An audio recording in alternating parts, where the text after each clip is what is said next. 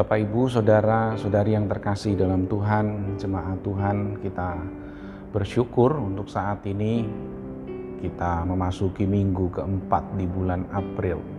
Dan sudah 6 kali 6 minggu ini kita tidak melaksanakan kebaktian di gereja. Kita masih melaksanakan kebaktian di tempat kita masing-masing. Saya berharap bahwa Bapak Ibu Saudara dalam kondisi yang baik, yang sehat, tidak kurang satu apapun, dan senantiasa diberkati oleh Tuhan.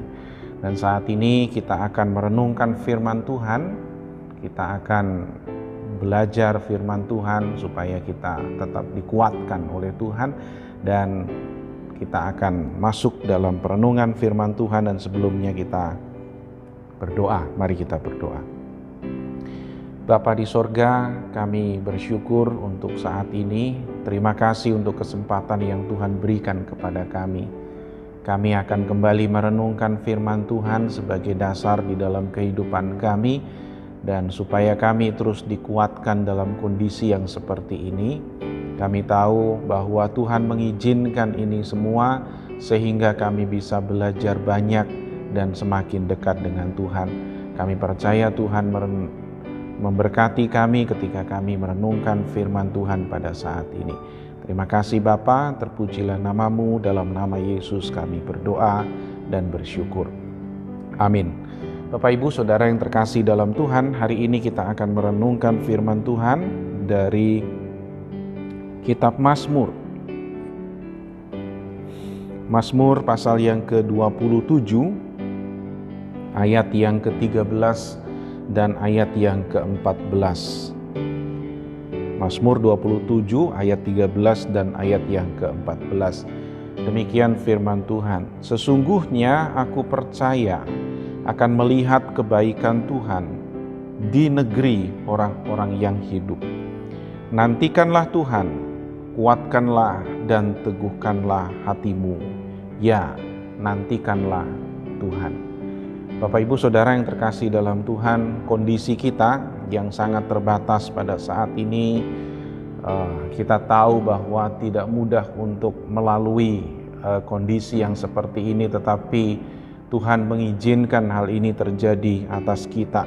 Dan saat ini kita tidak asing lagi dengan istilah-istilah seperti lockdown, istilah PSBB, lalu kemudian pembatasan dan lain sebagainya, karena memang kondisi kita yang saat ini sedang mengalami pandemi virus.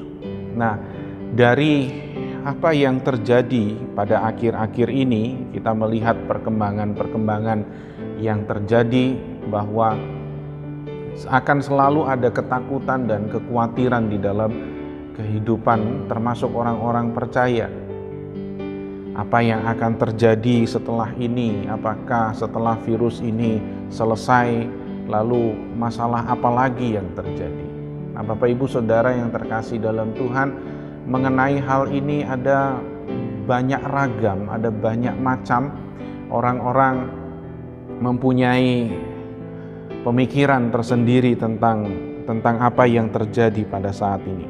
Orang-orang Kristen juga mempunyai pandangan yang berbeda.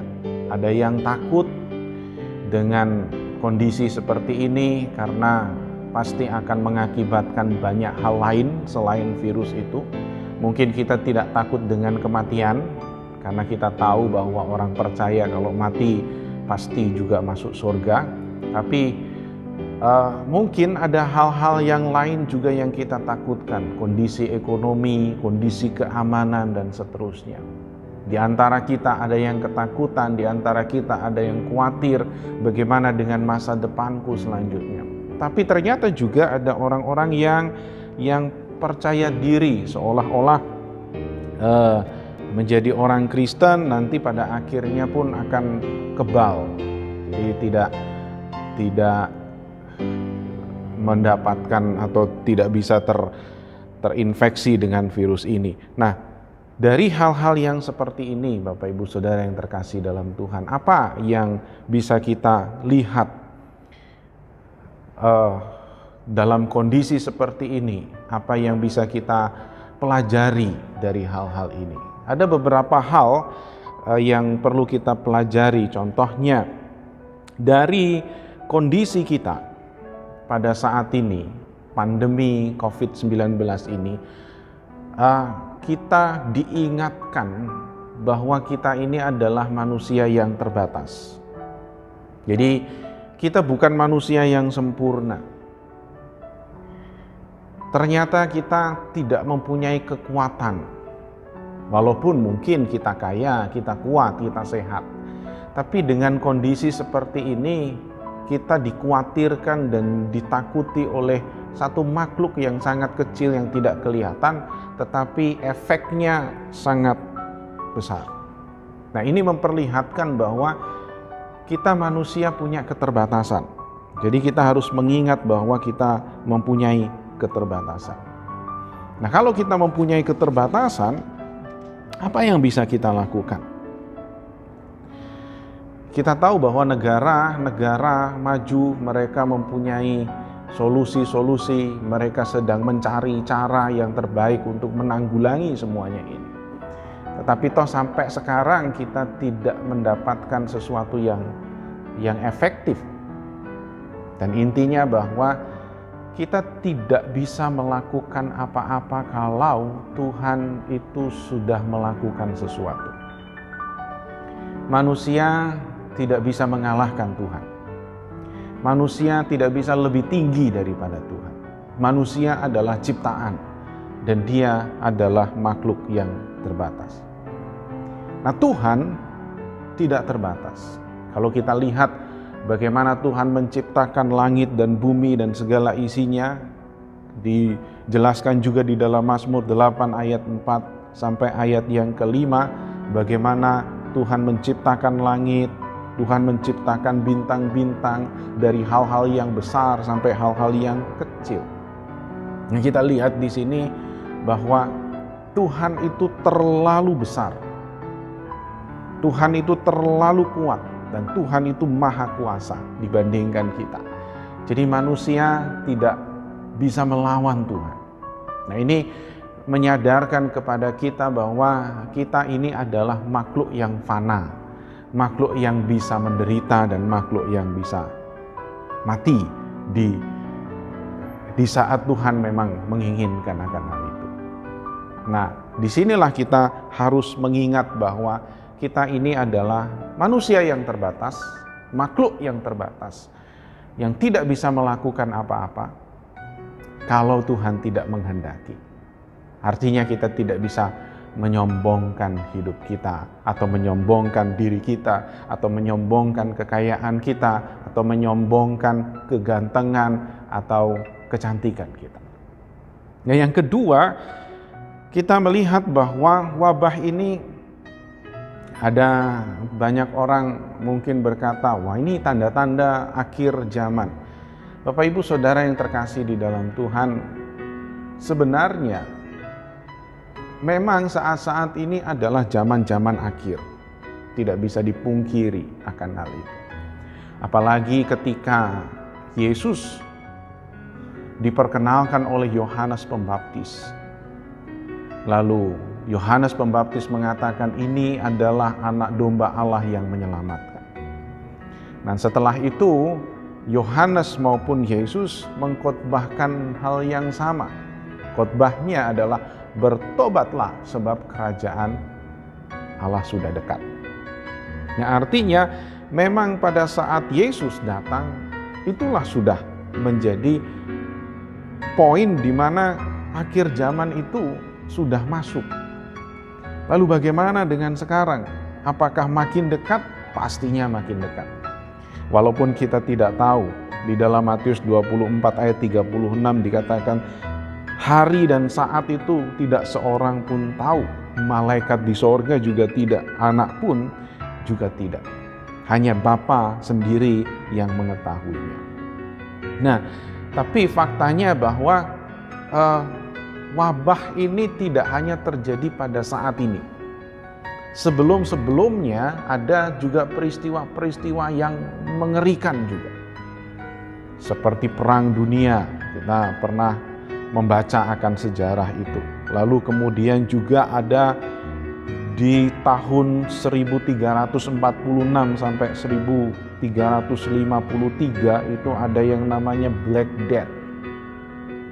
Lalu kemudian ada juga wabah penyakit pes contohnya yang saat itu melanda Eropa, Asia, dan Afrika.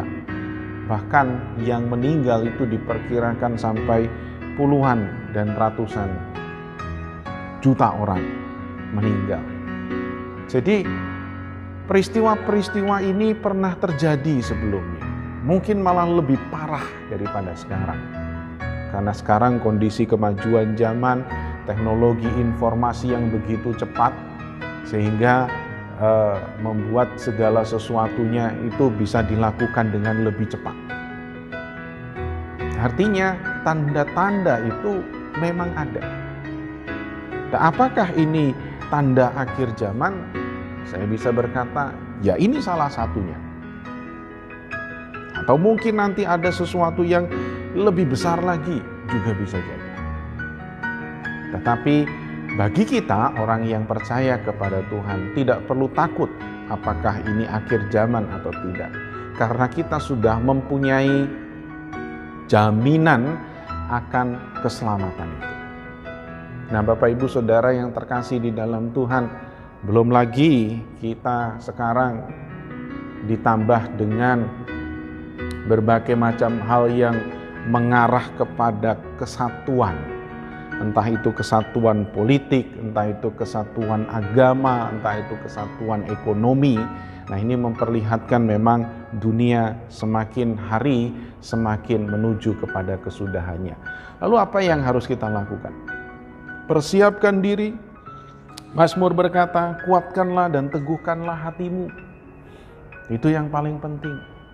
Kalau saat ini Bapak Ibu Saudara merasa khawatir, merasa bingung, dan merasa tidak tahu apa yang harus dilakukan, saatnya kita benar-benar mendekatkan diri kepada Tuhan. Bersama dengan keluarga kita dekat dengan Tuhan, semakin rajin untuk mencari kebenaran melalui firman Tuhan dan melalui Alkitab. Yang ketiga, dari kondisi seperti ini juga kita bisa belajar bahwa anak-anak Tuhan tidak serta-merta mereka diluputkan dari sakit penyakit dan malapetaka. Ada beberapa orang yang mengutip Mazmur 91 ayat yang ketiga. Dia dikatakan, sungguh dialah yang akan melepaskan engkau dari jerat penangkap burung, dari penyakit sampar yang busuk. Apakah kita bisa dijauhkan dari sakit penyakit itu? Bisa kalau Tuhan berkehendak. Tapi kalau Tuhan mengizinkan, nah kita juga bisa kena juga. Bukankah peristiwa itu juga terjadi pada tokoh-tokoh Alkitab? Ketika Tuhan mengizinkan Ayub untuk mendapatkan malapetaka dan sakit penyakit, siapa yang bisa menolak itu? Apakah Ayub kemudian menyalahkan Tuhan? Di awal dia menyalahkan Tuhan. Tapi pada akhirnya pun dia bertobat dan dia melihat bahwa dia adalah makhluk yang terbatas dan Tuhan itu lebih berkuasa atas apapun juga. Dan kita lihat juga apakah Daud contohnya bisa keluar dari sakit penyakit? Tidak juga. Para rasul misalnya, justru mereka banyak mendapatkan siksaan. Karena apa? Karena Tuhan mengizinkan itu. Jadi tidak serta-merta bahwa orang Kristen, orang yang percaya, lalu kemudian kebal dengan sakit penyakit itu. Karena merasa kebal dengan sakit penyakit itu, maka dia merasa kepedean, terlalu pede sehingga tidak mengindahkan aturan atau prosedur atau himbauan dari pemerintah. Dan bukankah hal itu mengakibatkan kerugian bukan bagi diri sendiri, tapi kerugian juga bagi orang lain.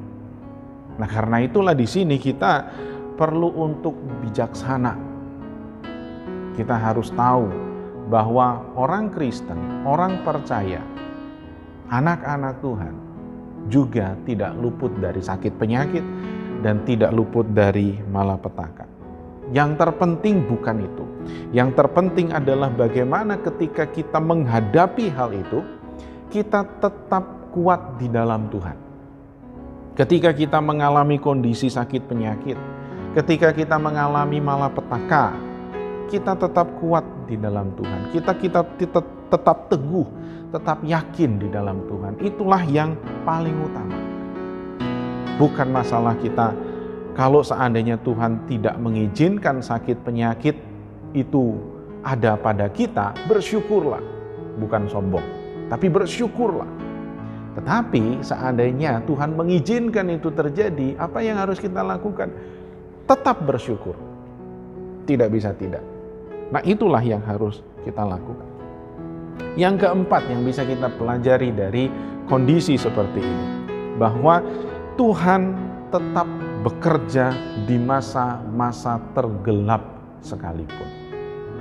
Nah, Bapak Ibu Saudara yang terkasih dalam Tuhan, ada masa-masa di mana sepertinya Tuhan itu jauh daripada kita. Ada masa-masa sepertinya Tuhan itu tidak mendengarkan doa kita. Kita sudah berdoa sungguh-sungguh, kita sudah berdoa tekun, setiap hari kita berdoa, tetapi Tuhan tidak mengabulkan permintaan kita. Sepertinya Tuhan itu jauh, bahkan seringkali orang kemudian menganggap bahwa berarti Tuhan tidak ada, Tuhan tidak mau menolong dan seterusnya. Bapak Ibu Saudara yang terkasih dalam Tuhan, kalau kita belajar dari bangsa Israel, bangsa Israel adalah bangsa pilihan Tuhan. Tuhan yang memilih bangsa itu.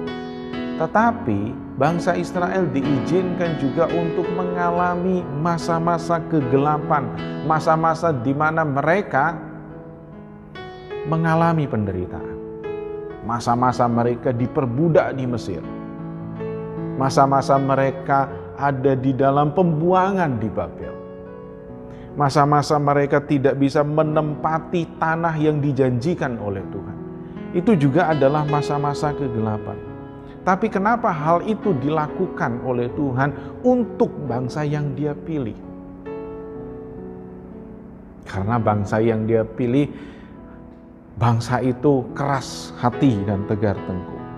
Tapi walaupun di masa-masa kegelapan seperti itu, toh Tuhan tetap menolong.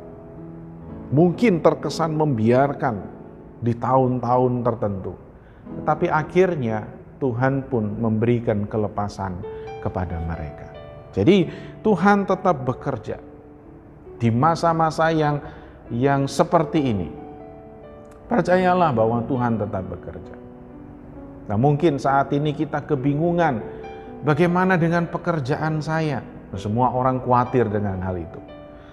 Bagaimana dengan pemasukan saya? Bagaimana dengan makan saya? Bagaimana besok saya harus makan? Bapak Ibu Saudara yang terkasih dalam Tuhan, tidak hanya 1-2 orang yang merasakan itu. Hampir semua orang di seluruh dunia mengalami kegoncangan dan kekhawatiran seperti ini pada saat ini. Ada orang-orang yang mulai stres, orang-orang yang mulai depresi, karena mereka biasanya bisa pergi kemana-mana, sekarang tidak bisa pergi kemana-mana. Nah, inilah yang mengakibatkan akan terjadi banyak perubahan di dalam hidup kita setelah masa-masa seperti ini. Karena ini sudah melewati, sudah 6 minggu, berarti kebiasaan kita itu sudah berubah, sudah berbeda. Ada juga yang ketakutan, waduh ini kalau sudah begini terus, nanti kalau sudah selesai masa-masa seperti ini, nanti bisa jadi banyak orang yang nggak pergi ke gereja. Bapak Ibu Saudara yang terkasih dalam Tuhan, saya yakin kalau orang-orang itu adalah orang-orang Kristen yang sungguh-sungguh lahir baru, dia tidak akan meninggalkan persekutuan kalau pandemi ini sudah selesai. Jadi kita tidak perlu takut akan hal-hal yang belum terjadi. Kita tetap kuat di dalam Tuhan. Yang kelima, di tengah-tengah kesulitan yang terjadi pada saat ini, apa yang harus kita lakukan? Yang harus kita lakukan adalah kita harus tetap mengasihi Tuhan dan mengasihi sesama. Nah, itu yang diingatkan kepada kita, supaya kita mengasihi Tuhan seperti di ayat di dalam Lukas pasal 10 ayat 27. Kasihilah Tuhan Allahmu dengan segenap hatimu dan dengan segenap jiwamu dan dengan segenap kekuatanmu dan dengan segenap akal budimu, dan kasihilah sesamamu manusia seperti dirimu sendiri. Ini sebenarnya adalah kesempatan-kesempatan yang indah untuk kita mengasihi Tuhan. Kesempatan yang indah untuk mengenal Tuhan lebih dalam melalui kebenaran-kebenaran firman Tuhan. Bapak Ibu Saudara yang terkasih dalam Tuhan, ketika kita ada di rumah punya kuota internet yang banyak, kita bisa memilih banyak khotbah yang ada di sana. Dan kita juga bisa memilah-milah mana yang sesuai dengan Alkitab, mana yang tidak. Kalau kita kebingungan dengan hal itu, gereja kita juga sudah menyediakan renungan setiap hari. Kita melaksanakan jelajah perjanjian baru, lalu kemudian juga kita bisa membaca Alkitab sendiri. Nah, itulah cara-cara bagaimana kita mengasihi Tuhan, tetap mengandalkan Tuhan, tidak menyalahkan Tuhan, tidak kecewa dengan Tuhan. Dan selain itu, yang kita lakukan adalah mengasihi sesama. Bagaimana kita mengasihi sesama, Bapak Ibu Saudara yang terkasih dalam Tuhan? Sekarang terkesannya setiap orang semakin individual. Padahal kita itu diciptakan sebagai makhluk sosial yang tidak bisa sendirian. Sepertinya saat ini kita dipaksa untuk hidup sendiri-sendiri. Tapi bukan seperti itu caranya. Caranya adalah dengan memperhatikan orang-orang di sekitar kita. Mungkin ada mereka yang tidak bisa makan, sedangkan kita punya makanan. Kenapa kita tidak berbagi? Kalau seandainya kita takut dicurigai, ya kita cari orang lain yang tidak mencurigai kita. Ada banyak hal yang bisa kita lakukan. Saling tolong-menolong dan saling membantu satu dengan yang lain.